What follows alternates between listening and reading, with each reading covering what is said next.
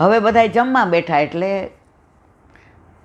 સ્થાપના દિન હતો ને 2 મહિનાનું બોનસ, એટલે આ ઉષાબેને કહ્યું હાલો આજે આપણે પીરસીએ, આજે આપણી કંપનીના બધાને. અહીંયા આવ્યા ને અટકી ગયા ટિફિન બાજુમાં. તો હવે કોર લઈ આવ્યા હતા ને એમાં તુલસીજી આવી ગયું હતું ને એણે પહેલાં પોતાને પહેલાં થાળી ને વાડકાની અંદર એણે પહેલાં કોર લીધો અને હજી કાઢવા જાય ત્યાં ઉષાબેન અને એના વર આવ્યા. એ કે કેમ અહીંયા બધું ઓછું છે, ઘરેથી કેમ લાવ્યા? ઉષાબેન પ્યોર વૈષ્ણવ. એ કે એમને ન કહેતા. કે કેમ ઉષા? કે ભાઈ આજ કાંઈ ઉત્સવ હતો? એટલે ઓલાની આંખમાં પાણી આવી ગયા. એ કે આજ મારા ઠાકોરજીને 25 વર્ષ થયા, મારા ઘરે નંદ ઉત્સવ છે. મેડમ આજ મારા ઘરે 100, 150, 200 વૈષ્ણવ મહાપ્રસાદ, પણ મારા શેઠનું અન્ન ખાઉં છું ને આ પેટ માટે થઈને આવ્યો છું, પણ હું મારા ઠાકોરજીનો પ્રસાદ લઈને પછી આ ઉષાબેન કે ઊભા થઈ જા. કોર એના મોઢામાં દીધો, પોતે લીધો, શેઠને દીધો, તમારે ઘરે જાઓ. શેઠ કે સાંભળ, મેં કવર તૈયાર કર્યા છે, આ બધું લિસ્ટ એની પાસે છે, તું કેમ આવું કરસ? આજે તમને કાંઈ ન કહેતા, આપણી કંપનીનો સ્થાપના દિન છે ને, તમે બધાને 2 મહિનાનું બોનસ આપ્યું ને, આજે મને આ બોનસ આપો કે આજે મને જે ગમે એ કરવા દો. શેઠ કે સારું તારી છે ભાઈ, તમે ઘરે જાઓ, ગાડી લઈ આવ્યા છો કે ડ્રાઈવરને? એ કે લઈ આવ્યો છું. આજે જે આનંદ કરો ને એમાં મારી સુધી લેજો. હવે કલાકમાં તો આ પાછા આવી ગયા, એની વહુ તો રાજી રાજીને રેડ થઈ ગયા, વૈષ્ણવો બધા રાજી થઈ ગયા. શેઠે કહ્યું કે ઉષા, કે પુષ્ટ કરાવેલા હોય ને, જે મા બન્યા હોય ને એને ખબર હોય કે દીકરાને મૂકીને આવ્યા હોય તો માને કેવું થતું હોય. આ મૂર્તિ નથી, તમે માનો છો ને એવું, આ સાક્ષાત પુષ્ટિ પુરુષોત્તમ છે.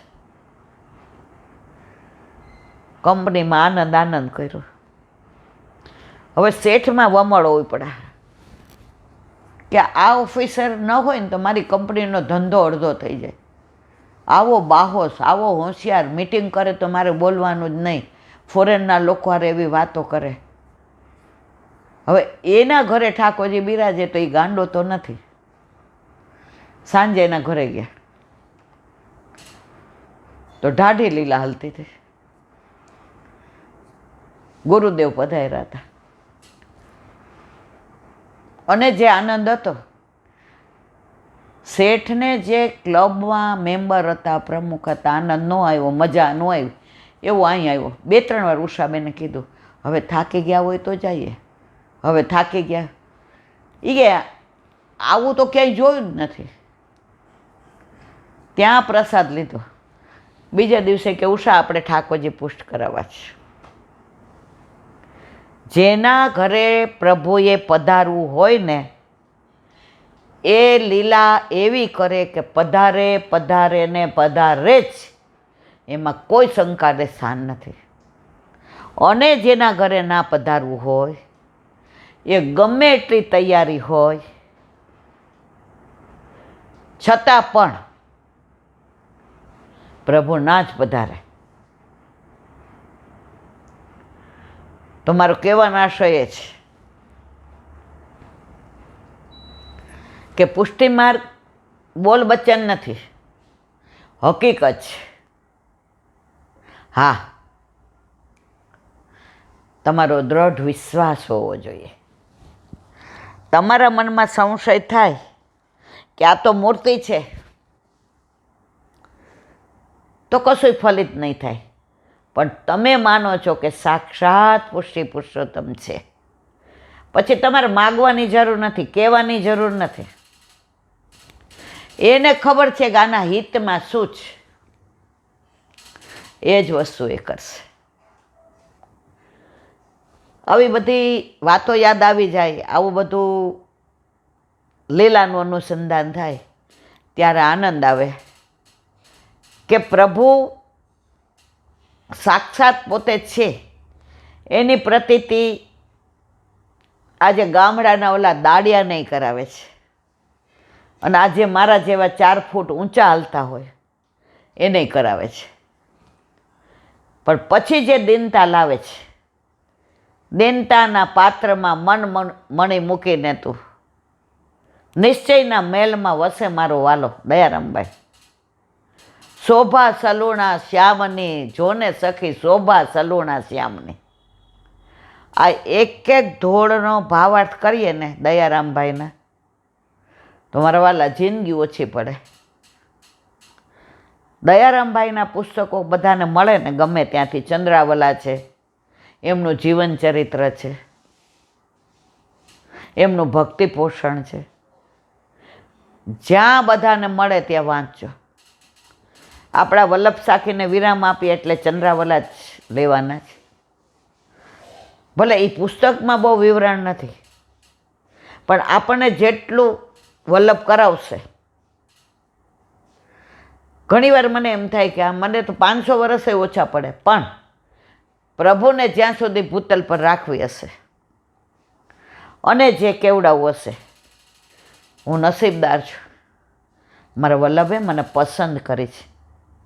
એમાં જ્યાં ભૂલ થતી હોય, શબ્દોમાં ક્યાંક મારાથી અર્થનો અનર્થ થઈ જતો હોય, કોઈક વાર નામ બોલવામાં ભૂલ થતી હોય, એ મારા ઉંમરનો તકાજો છે, એ મારી તબિયતની થોડી નાદુરસ્તી છે.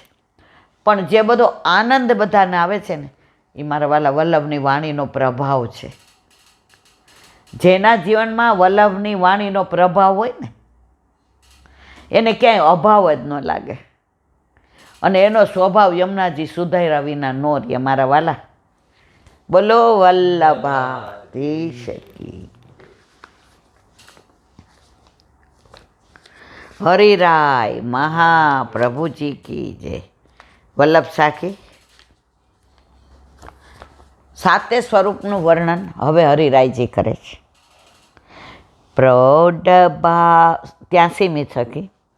પ્રૌઢ ભાવ ગિરિવર ધરણ શ્રી નવનીત દયાલ શ્રી મથુરાનાથ નિકુંજપતિ શ્રી વિઠ્ઠલેશ સુખ સાલ શ્રી વલ્લભ વિઠ્ઠલેશ સુખ સાલ.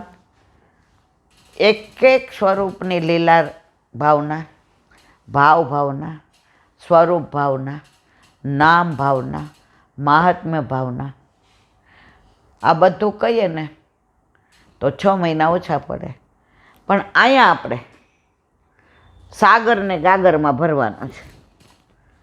કારણ કે આને વિરામ આપ્યા પછી આપણે દયારામભાઈના ચંદ્રાવલા લે. નવનીત દયાલ, કાલે આપણે શરૂઆત નવનીત દયાલથી કરી હતી, અને લગભગ વિરામ આપ્યો હતો કે ગજનધાવનની વાત કરતા હતા. એ નવનીત પ્રભુ અહીંયા બિરાજે છે નાથ દ્વારમાં. હા, કાલે આપણે ત્યાંથી અધૂરું મૂક્યું હતું કે ઘણાના મનમાં સંશય થાય કે વલ્લભકુળના માથે બિરાજે છે તો શ્રીજી બાવાની પાસે કેમ નહીં નવનીત પ્રિયાજી? ત્યારે પણ સંશય થતો હતો કે ગોકુળમાં નવનીત પ્રિયાજી અને ગિરિરાજજી ઉપર શ્રીજી બાવા, તો બે સાથે હોય તો ગુસાઈજીને દોડાદોડ ન થાય ને. હવે મારા વાલા, આનું ઘણું બધું વિવરણ છે, પણ એનું મૂળ આ નવનીત પ્રિયાજી ભક્તિચ્છાપૂર્વક છે, શ્રીજી બાવા સર્વોદ્ધારક છે. નવનીત પ્રિયાજી વલ્લભનું સેવ્ય સ્વરૂપ છે, જે ગજનધાવનની માથે પધરાવી દીધું હતું, જે ગુસાઈજીનું સેવ્ય સ્વરૂપ છે. કારણ કે ગુસાઈજી જો વલ્લભનું ગુસાઈજીના સમયમાં પાછું આવ્યું હતું ના, વલ્લભના સમયમાં ગજનધાવનને લઈ આવ્યા હતા, બરાબર?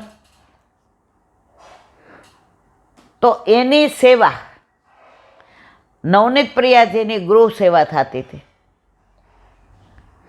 અને એમને રાજભોગ સુધી પહોંચી અને તુરંગ ચાલ્યો વાયુ વેગે. ગુસાઈજીના ઘોડાનું નામ તુરંગ હતું.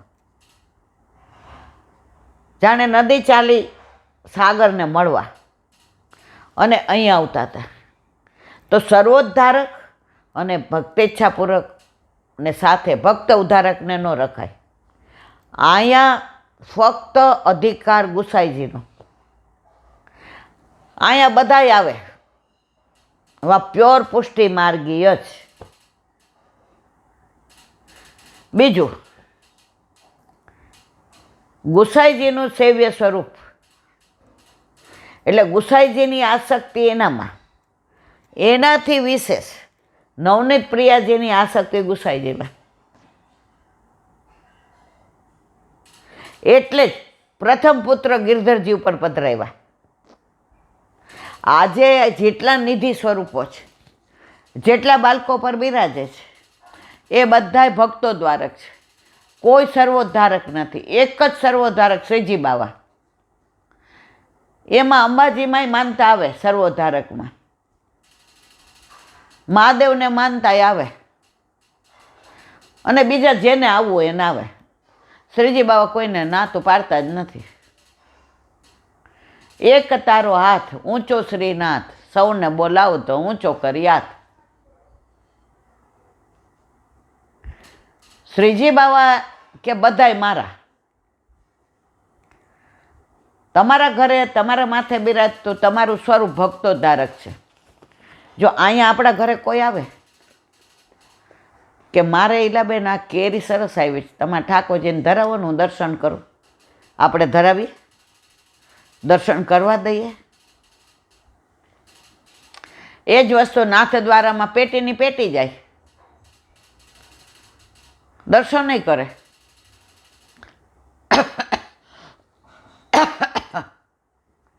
નિધિના સ્વરૂપોમાં પુષ્ટિ માર્ગીય વૈષ્ણવ હોય જાય, ભેટે ધરે, સ્વીકારે, સામગ્રી ધરે, સ્વીકારે.